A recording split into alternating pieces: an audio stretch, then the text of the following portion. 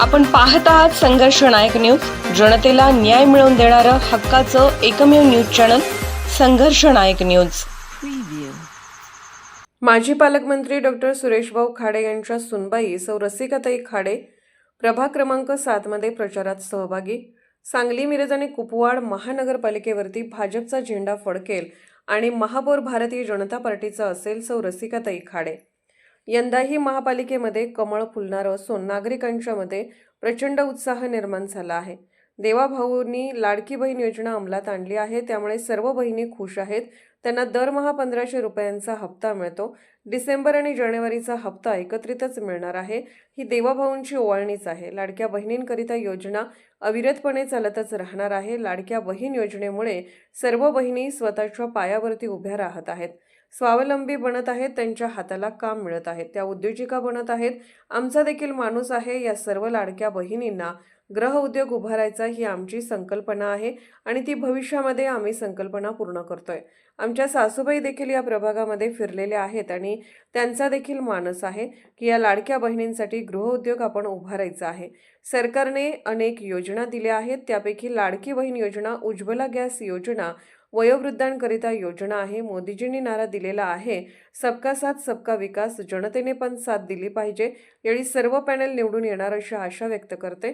15 जानेवारी 2020 रोजी सकाळी 7 वाजता आपण सर्वच मतदार बंधूंनी मतदान कक्षामध्ये जाऊन भारतीय जनता पार्टीच्या कमळ या चिन्हावरती पॅनलमधील सौ उज्ज्वला कांबळे, श्रीमती बानू जमादार, श्री दयानंद खोत, प्रसिद्ध उद्योगपती श्री गणेश माळी या सर्वच उमेदवारांना आपलं बहुमल असं मत देऊन मतदानाचा हक्क बजवावा असे मी सर्व मतदारांना कळकळीचे आवाहन करते।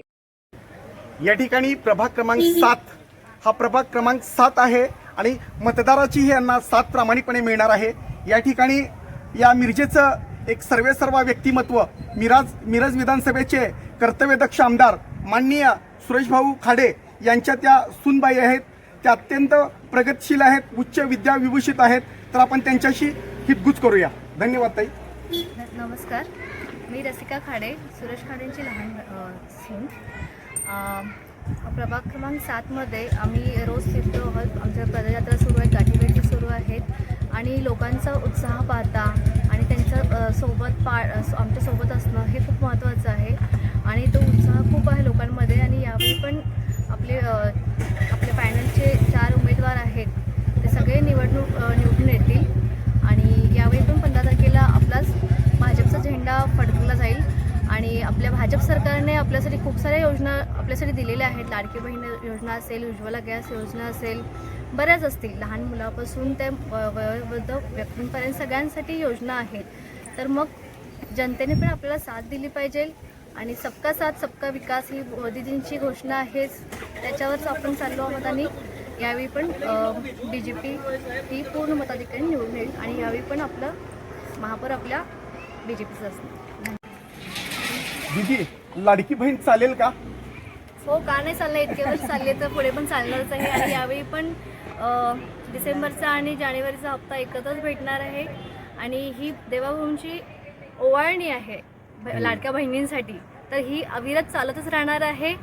आणि अशाच बऱ्याच अजून योजना येणार आहेत, महिलांच्या सुरक्षेसाठी असेल आणि महिलांसाठी गृहउद्योग असेल, जो महिलांचा खूप मोठा प्रश्न आहे आत्ताचा, की सगळ्या महिला आम्हाला हेच विचारतात की आम्ही घर बसल्या काय काम करू शकतो। यासाठी माझ्या सासूबाई पण आधी फिरल्या होत्या त्यांच्यासाठी उद्योग घेऊन आणि आता आम्ही याच्यावरती खूप आता मी विचार करून महिलांसाठी गृहउद्योग देणार आहोत। संघर्ष नायक न्यूज चॅनलला लाईक करा, शेअर करा आणि सबस्क्राईब करा।